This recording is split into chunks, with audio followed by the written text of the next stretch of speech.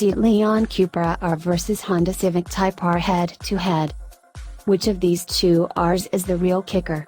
What do you think of the copper-colored highlights on the Cupra R? They might be construed as quite a divisive package, but in response there are 2 points.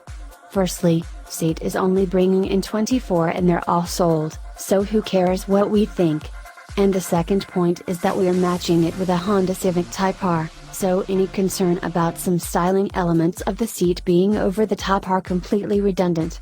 Styling on the Leon is enhanced by a modified Cupra body kit, and it comes with big brakes, revamped steering and camber angles, and a roarer exhaust.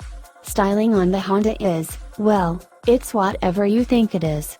So let's stop looking at that outrageous spoiler and those basking shark vents, and step inside.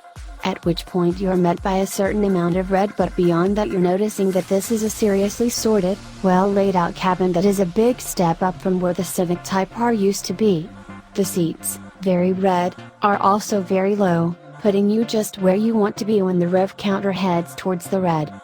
In the Cupra R it's all pretty good, with highlights including the Alcantara wrapped around the steering wheel, and the great infotainment system. The one in the Honda is beyond hopeless. But, taken overall, you seem to be sitting too high and it feels more like a city car than a serious sporting proposition. There's nothing city car about the Honda, which is obviously bigger, lower and just generally more. The chassis feels supremely well sorted, leaving the suspension to do its thing of absorbing what we laughingly call our roads. It's never going to be anything other than firm, even in comfort setting, yet it's not overly firm. Generally it feels brilliantly right. Honda spent a very large fortune and sacrificed slaves and territories to turn the family saloon into something so very special. It's clear that Seat tried very hard, but they didn't quite have so many human sacrifices to offer, nor as much gold in the treasury, or, at least, they weren't prepared to spend it all.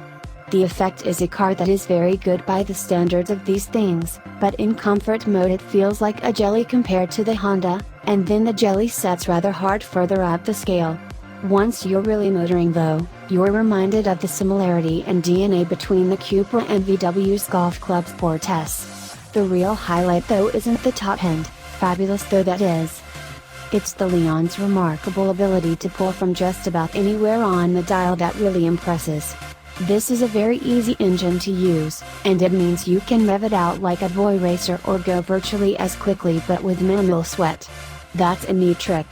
And it's one the Honda can't quite match. The turbocharged 4-pot in the Honda certainly pulls hard, let's not get carried away, but there's just a hint of lag, just a bit more need for revs than in the seat. The effect is that the Honda seems to build harder as the revs rise, aided further by a really delightful clutch and gearbox. It's the Honda that truly talks to you, telling you what's going on all the time, helping you feel more at one with the machine. All those slaves and empires didn't fall for nothing. The depth of ability here is basically bottomless, right up until R+ mode, which is actually a bit much for British roads. It can be too much on some racetracks even. Short of that though, the Type R is really, truly remarkable. The Cupra gets better as you go harder, but you can feel it taking the steps, stiffening the suspension and steering. While the Honda has such a wondrous chassis, there isn't such an awareness that these things are happening or need to happen. There are going to be some who will find the styling of the latest Type R simply too much to stomach. They'd prefer the Cupra R, but they're only going to get one if they buy it already owned. Aesthetics aside, while the Cupra R is a great car and Seat must be commended for turning the Leon into such a remarkable force, it's the Honda every time that shows what endless commitment, budget and engineering brilliance can achieve, even with a family saloon.